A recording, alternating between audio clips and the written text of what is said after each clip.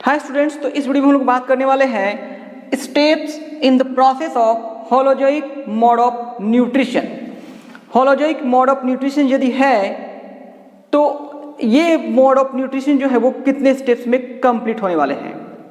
Yes, तो इसी के बारे में हम लोग इस वीडियो में डिस्कस करेंगे। चलिए देखते हैं। पहला है प्रोसेस इंजेशन। तो इंजेशन क्या है? The process of taking food into the body is called ingestion. Food को बॉडी के अंदर ले जाने का जो प्रोसेस है इसी को कहते हैं इंजेशन। और ये प्रोसेस माउथ के थ्रू से भी हो सकता है और सेल मेम्ब्रेन के थ्रू भी हो सकता है। यदि एनिमल यूनिसेलुलर है तो वो सेल मेम्ब्रेन के थ्रू से जाएगा।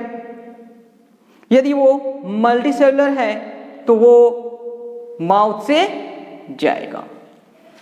सेकेंड स्टेप क्या है? डाइजेशन। तो डाइजेशन एक प्रोसेस है, the process in which the food containing large water insoluble molecules is broken down into small water soluble molecules which can be absorbed by the body to get required nutrients is called digestion। तो digestion एक process है, इसमें क्या होगा, जो large insoluble water molecules है, जो water में इनसॉल्युबल है, वो लार्ज मॉलिक्यूल ब्रेक डाउन होंगे एंजाइम के थ्रू से और वो स्मॉल मॉलिक्यूल में कन्वर्ट हो जाएंगे वाटर सॉल्युबल के फॉर्म में, ताकि जो बॉडी है उसका वो यूटिलाइज कर सके। तो ये हो गया डाइजेशन।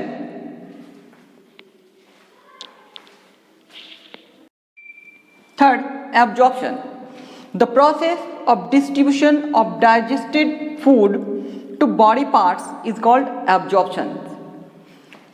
जो फूड डाइजेस्ट हो गया है वो डाइजेस्टेड फूड बॉडी के अदर पार्ट्स में उसको सेंड करना है। तो जिस प्रोसेस से बॉडी के अदर पार्ट्स में डाइजेस्टेड फूड जाएंगे उसी प्रोसेस को कहते हैं एब्जॉर्प्शन। आगे है assimilation. The process in which the absorbed food is taken in by the body cells and uses for growth and repair is called assimilation।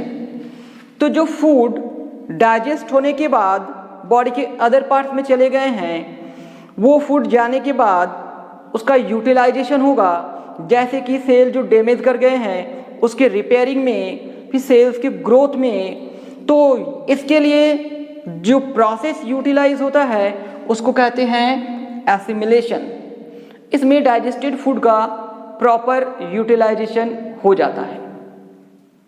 Next है egestion. The process in which the undigested food is removed from the body is called egestion.